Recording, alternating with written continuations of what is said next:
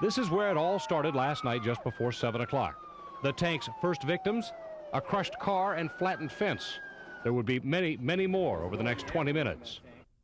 The police department's able helicopter videotaped as the 63-ton tank lumbered through a meandering maze of streets in the Claremont neighborhood. Okay, 10 for destroying property, and if standby, we'll check into that, getting another tank to slow this guy down. On Ashford, just past Beagle, the M60 tank sheared off a fire hydrant, the first of 3 during the chase.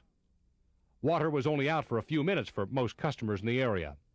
Seconds later, the tank flattened another car. Damage is still being tallied, but as many as 20 vehicles were destroyed during the brief rampage. Probably the most dramatic evidence of that happened near Ross Elementary. Watch as the tank first veers into a trailer, then slams head-on into a van, which is shoved backwards dozens of feet into a large motorhome. The vehicles splinter under the mass of the war machine. You're talking 60 tons of steel here.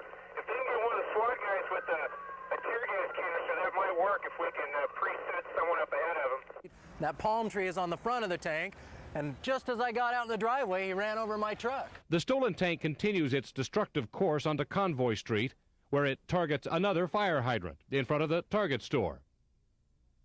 Then it veers to the left to nail a couple of traffic lights. Moments later, it takes out another street light.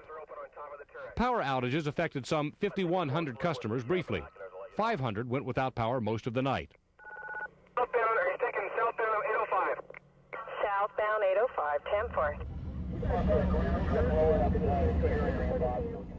The tank finally moved off surface streets onto southbound 805, where it rammed a pedestrian overpass before backing up and climbing up onto southbound Highway 163.